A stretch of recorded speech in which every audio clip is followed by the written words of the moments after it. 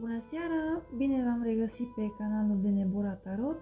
Vom continua cu zodiile de aer.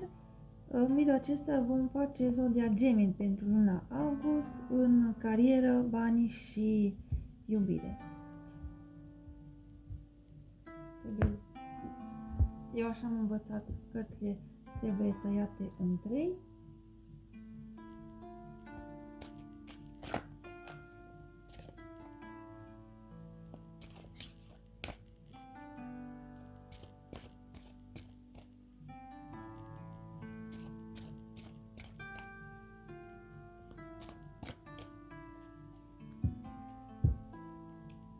Deci, zodia Gemeni pentru luna august în carieră, bani și iubire. Să începem. Da, avem o perioadă care poate nu vi se pare chiar așa de plăcută. S-ar putea să întâmpinați diverse dificultăți sau poate v-ați pierdut locul de muncă și în cazul acesta să știți că în tot rău e și un bine, cum se zice, veți avea altă oportunitate.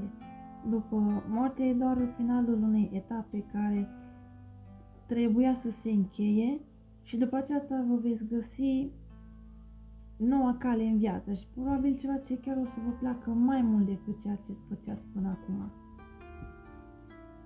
Banii, totuși este bine, avem regele de bâte, avem un rege.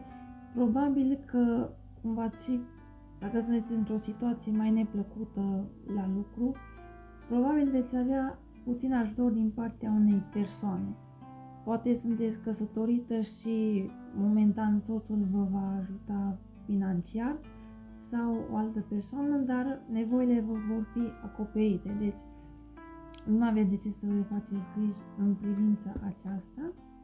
Iar în relații e o perioadă în care e o perioadă de sărbătoare, de poate că și depinde acum dacă sunteți singură sau cu cineva, poate să fie o persoană, de exemplu, care tinde să bea puțin cam mult sau s-ar putea să fie o persoană care e foarte plină de sine și să creadă că îi se cuvine tot sau îi se cuvin prea multe. Țineți minte că citirile sunt colective și poate nu rezonează sfaturile cu toată lumea, dar avem aici, vedeți, o situație dificilă la locul de muncă, o persoană care vă susține financiar și dacă cumva aceasta este partenerul de cuplu, s-ar putea să se folosească de această situație ca să ceară mai multe de la voi. Deci acest lucru se poate din ce zic cărțile, dar aceasta este doar luna august și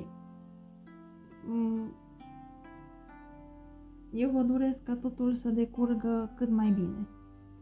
Vă mulțumesc că ați fost alături de mine și sper că sfaturile mele v-au ajutat și ne revedem în următorul video.